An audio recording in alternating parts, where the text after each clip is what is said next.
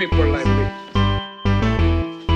You need people like me so you can point your f***ing fingers and say, that's the bad guy. That's the bad guy. That's the bad guy. That's the bad guy. That's the bad guy.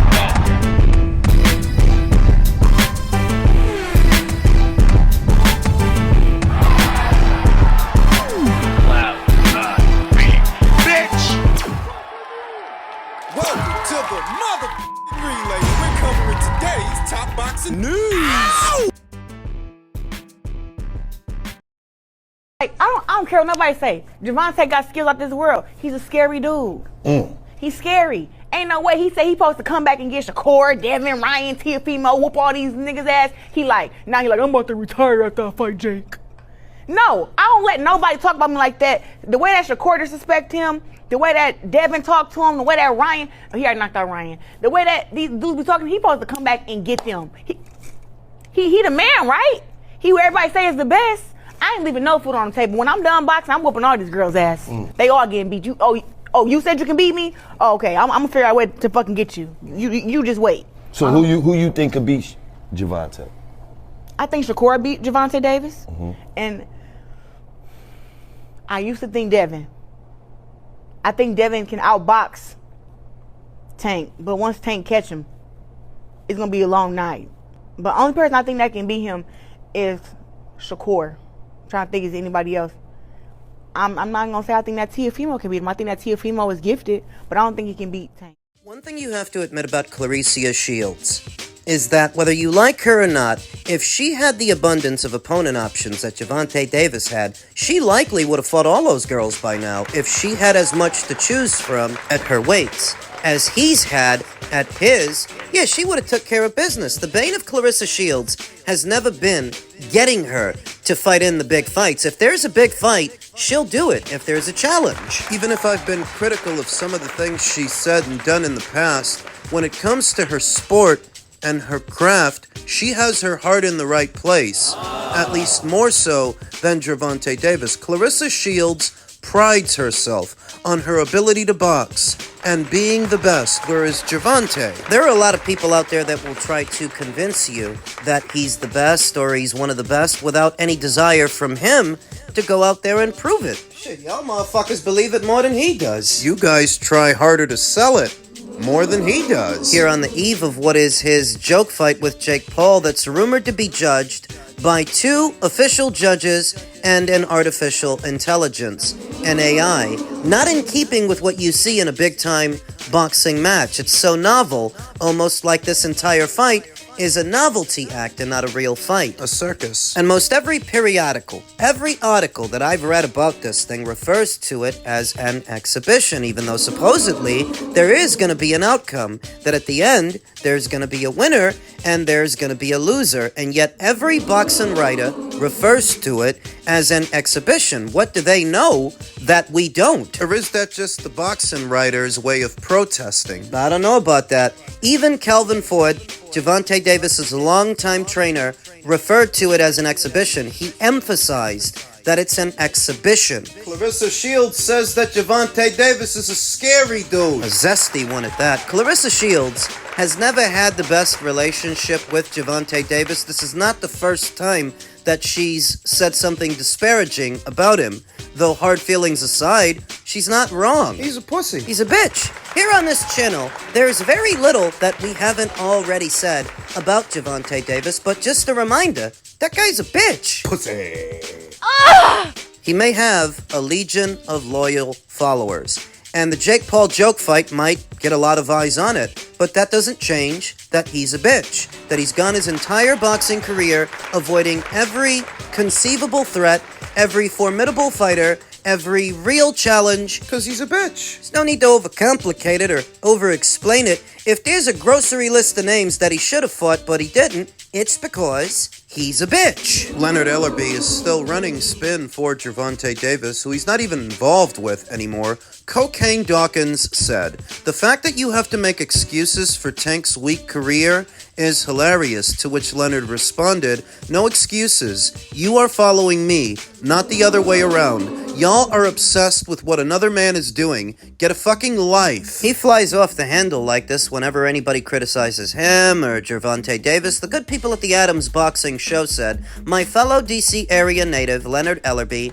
is going at it with people of Twitter I see. Leonard, you say you respect people's opinions, then when they disagree with your statements, you tell people to unfollow you or question why they follow you. Come on, fam, loosen up." He's wrapped too tight.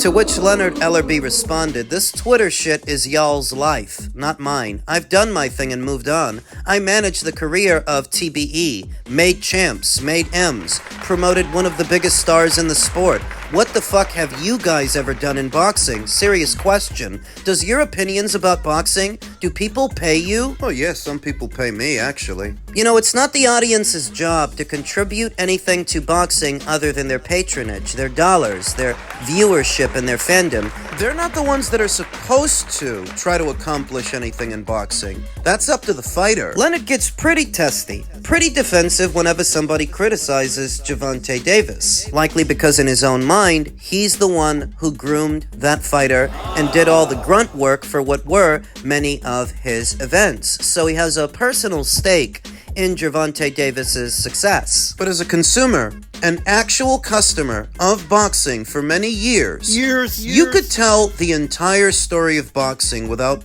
mentioning Gervonta Davis once. Not even once. Since nothing he did at 130 and nothing he did at 135 or 140 was of any consequence. If you run down the lineage of the super featherweight division or the lightweight division, you know you could do that without mentioning Gervonta Davis once, because he was never lineal at any of those weights, never held the Ring Magazine title. He was always one champion among several champions at 130, at 135. I don't even count 140 because he didn't have a real title at 140. All he had was a Reggie belt that he dropped right after he won it. In terms of popularity and being a big box office draw, remember, this guy's only ever been in one pay-per-view, just one, that did 1 million buys. So he's not on par with his old mentor, Floyd Mayweather, or Manny Pacquiao, or Oscar De La Hoya, a lot of big-time acts in the sport of boxing, big-time fighters. Gervonta Davis is not in the same league as them because he only fought in one big pay-per-view. Only one. Like he's a one-hit wonder. The rest of them shits didn't sell nothing. Think Showtime would have left the sport of boxing if they were having so much success with Gervonta Davis? Read the writing on the wall. And while a lot of people are likely to tune into the Jake Paul joke fight, that fight is inconsequential to the sport of boxing. You could tell the whole story of boxing without mentioning Jake versus Gervonta. That fight ain't about nothing. But go ahead. As long as you retire afterwards like you say you're going to, I'll be happy.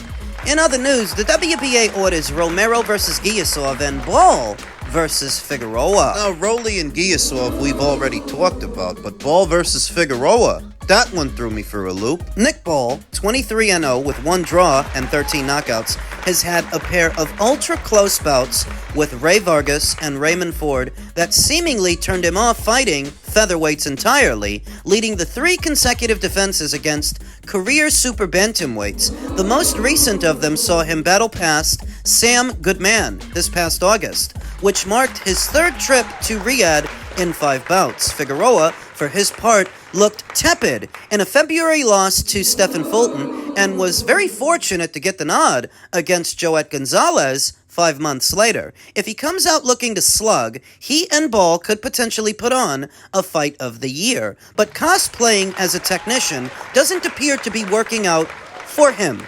No, it doesn't. He looked like shit with Joet Gonzalez. He should have lost that fight. And if it weren't on the PBC side of things, he likely would have. Home cooking. And now he may end up getting a taste of his own medicine when he faces Nick Ball. I think it's a fight that we'll pursue. He's a champion, so it's a tough fight. It's a good fight. I haven't even spoken to Nick about it or Paul Stevenson, his manager, but I will speak to him later today. That'd be a total battle of wills. That'd be a real cracker early next year. All systems appear to be a go for that fight between Nick and Brandon Figueroa. His old fish eyes Frank Warren indicates it could happen early next year. And I don't imagine that Nick Ball's going to be traveling to America for that fight. No, I imagine that Brandon, he's the one's going to have to travel. It's not to say that Nick Ball is the Liverpudlian Canelo Alvarez, that he's all that big a draw, but he is a bigger draw in his neck of the woods than Brandon Figueroa is in his. Brandon can't draw flies to shit. The kid can't draw a bath. He's got no marquee value, no star power, no drawing power. So if anybody's going to have to get their bags and their passport out, it's likely going to have to be Brandon to fly over to the UK. And if they try to sandbag it and drag their feet, and a purse bid ensues, PBC ain't got the money to be winning no purse bid. To bring Nick Ball to America, to pay through the nose for a fight that doesn't move the needle in this country, I don't think so. Even more peculiar is that Argentina's own Mirko Coelho is the WBA's interim champion, and up until this point, it was thought that he would be the one that gets ordered to fight Nick Ball. Next, the full champion, Mirko's got the interim. Brandon comes in at number 1 after his win, quote-unquote win, to Joet Gonzalez, but you would have thought that they would have ordered Brandon to either fight Mirko or ordered Mirko to fight Nick Ball. And so it would seem that the WBA aren't completely done doing favors for PBC fighters, since in some ways they're allowing Brandon to skip past Mirko to go straight into a world title fight. Caveat is, in all likelihood, if this fight happens, it's going to happen in the UK on the Queensberry Promotions side of things. And if Brandon isn't careful, he may end up getting a taste of his own medicine. Call it karma. That in Brandon's last fight, he got a decision that he didn't deserve. Nick Ball might do the same thing to you. You're going to be the away fighter. He's the house fighter. He's the champion, likely with home field advantage. Might be a situation where Brandon Figueroa needs a knockout to win because he's not going to win on the cards. So Brandon Figueroa is best described as a pressure fighter, just like Nick Ball. So aesthetically, the fight has the potential to be a fight of the year candidate. Brandon, who's very statuesque for this weight, very tall, very long, though it doesn't count for much since he often gives up that height to trade punches within close quarters. Not a difficult guy to find in the ring. Beaten 2 times by Stephen Fulton, who's noticeably shorter. I'd say that Nick Ball punches a lot harder than a Stephen Fulton and is many times more aggressive than a Stephen Fulton, in spite of his miniature stature. He's a handful. You know, if Brandon Figueroa goes in there and stays in character, collapses the pocket, tries to bang on the inside, he's just making Nick Ball's job that much easier. If he tries a different approach, tries to move, and tries to box, that's not really Brandon's bag, and this is not the fight where you want to go experimenting. So I am leaning towards Nick Ball to retain his WBA title. I feel like Brandon can't really win a decision here, so the only way that he can win is by stopping Nick Ball, and I'm not convinced that he does. This could turn out to be an aesthetically pleasing fight, an all-action shootout early in the coming calendar year. Look for this. Nick Ball versus Brandon Figueroa. In men's junior middleweight news, former junior middleweight champion Israel Madrimov aims for December return while recovering from virus and multiple surgeries. Israel Madrimov needed a full-body tune-up following his February fight and unanimous decision defeat to Virgil Ortiz, although Madrimov, 10-2 with 1 draw and 7 knockouts, a former junior middleweight title holder ranked number 4 by Ring Magazine at the weight, underwent left knee and left shoulder surgery following a grueling loss. A viral infection from late 2024 still lingers. I had knee and shoulder injuries for a long time, and it just got worse. With the accumulation of each fight and training camp, Madrimov told Ring Magazine, it was finally time that I addressed the issues that I was dealing with, but it's the viral infection that's hurt more than my physical injuries. The most recent blood work indicates that things are improving and I am recovering. I'm still not at 100%, but luckily, I am healing. Madrimov was looking to get back into the winner's column after his first career loss to Terence Crawford last August, and was supposed to face Sergey Boachuk on December 21st. Amid preparation, however, a February 22nd fight against Ortiz was also announced. 2 weeks before the Boachuk bout, Madrimov bowed out, citing acute bronchitis, and officially turned the page to Ortiz. "I was having a hard time breathing," said Madrimov. "I was forced to withdraw from the fight because my body would not respond. I took 2 weeks off and didn't make a difference. Since I had this big opportunity, I felt that I needed to push through it. I felt like I could be a superhero, even though a doctor told me I should pull out of the Ortiz fight 2 weeks before. Every day I thought I would be better tomorrow, but it never happened. It affected me psychologically." Remember that they double booked him. Remember that he was supposed to fight Boachuk, then if he won, he would move into the Ortiz fight. It was my interpretation. I'll be honest that I wasn't completely convinced that Israel Madrimov was ill, but it's all the same. I felt that they pulled out of the Boachuk fight because the Virgil Ortiz fight was bigger against a bigger name with a bigger profile. So on that premise, they prioritized that fight over the Boachuk fight. I have no excuses. Virgil was better and stronger than me that day. I congratulate Virgil and have nothing but respect towards him. Maybe it would be a completely different fight or the same result if I was healthy, but it doesn't matter. Virgil won. I wasn't able to perform that day. Maybe we can have a rematch one day if I can get myself back into that position. Madrimov, 30, is recovering at home in Uzbekistan. During the fall, he said, he'll get a full body examination in Germany and search of a green light to get back in the ring by December. A few recommendations. There's been a lot of talk about Dana White's Zuffa boxing, set to launch next year. I don't know that Israel has any further ties to Matchroom at this point, coming off of 2 consecutive losses. And if he doesn't, maybe going to Dana White's Zuffa Boxing is an option. If for no other reason, then Dana will keep him active, he will keep him busy. Granted that there's a cap on how much money he can make. I don't really think Israel makes all that much money anyway. that is, I don't think that he's about to. Even off of 2 consecutive losses, most guys are going to look at him as a hot potato, a fighter who is more trouble than he's worth. So they're not just going to fight him for the sake of fighting him. Whereas if he were to theoretically go to Zuffa, they could get him active, they could keep him busy. The purses ain't going to be what they were for the Crawford fight or the Ortiz fight, but there are not a lot of fights like that in general for Israel. Just a suggestion. Now, if he stays in regular boxing and he doesn't go to Zuffa, another recommendation. Another suggestion? Go to middleweight.